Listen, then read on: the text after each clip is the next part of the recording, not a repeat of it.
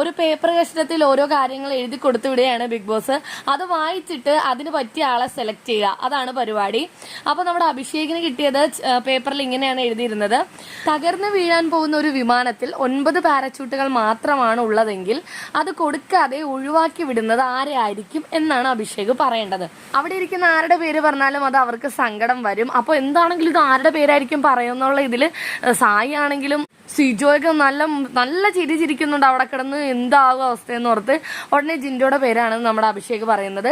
പക്ഷെ അത് വളരെ നല്ല രീതിയിൽ അത് പിന്നീട് മാറ്റി പറയുന്നുണ്ട്. വേറൊന്നുമല്ല, എവിടെ ഉന്തി തള്ളി ഇട്ടാലും നമ്മൾ ഒഴിവാക്കിയാലും താഴെ വീണാലും നടുക്കടലിൽ വീണാലും 4 കാലിലെ ജിൻഡോ ചേട്ടൻ വീഴുള്ളൂ.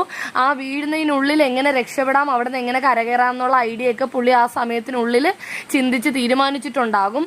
അതുകൊണ്ട് നമുക്ക് ധൈര്യമായിട്ട് തള്ളിക്കളയാവുന്ന ഒരാൾ ജിൻഡോ ചേട്ടനാണ്. പുള്ളി എങ്ങനെയാണെങ്കിലും രക്ഷപ്പെട്ടോളും എന്നൊക്കെ ആക്കി പറഞ്ഞു കേട്ടോ. അപ്പൊ ആ ജിൻഡോക്ക് അത് കേട്ടപ്പോഴത്തേക്കും എന്താ പറയാ, ജിൻഡോനെ പുകഴ്ത്തി പറഞ്ഞ രീതിയിൽ തോന്നുകയും ചെയ്തു. അപ്പൊ ലൈവ് അപ്ഡേറ്റ്സുകൾക്ക് നമ്മുടെ ചാനൽ മറക്കാതെ സബ്സ്ക്രൈബ് ചെയ്യുക.